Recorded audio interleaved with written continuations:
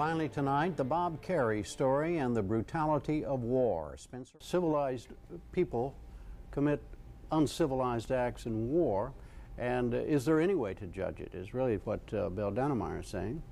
Well, you're taking a descent into hell when you enter war. And we need to understand that there's no clean way to fight a war. And in Vietnam, we were fighting within a country that was torn apart by a civil war. We had no idea who was on our side and who was against us.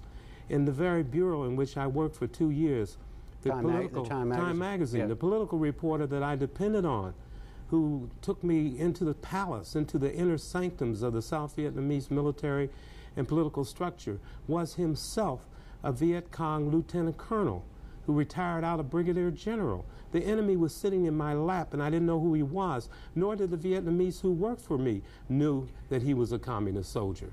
But how do you come to grips with the fact that, okay, maybe the charges against, the allegations against Bob Kerrey and the others are true?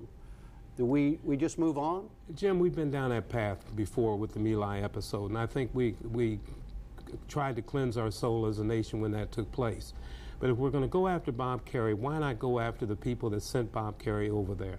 Beginning with Henry Kissinger, who extended the war 4 more years after we knew it was a failed exercise, or as for that matter, Robert McNamara, who is still with us. But does that excuse individual soldiers? No, you have to have a standard.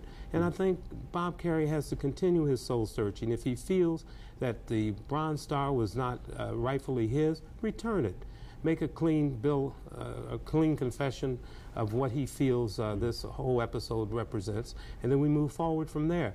This was one more smear against our noble Vietnam veterans, and I don't think we need to continue it. Smear on behalf of what? New York Times, by the New York Times and CBS? No, by the episode itself and its revelation. Episode. Yes. I see.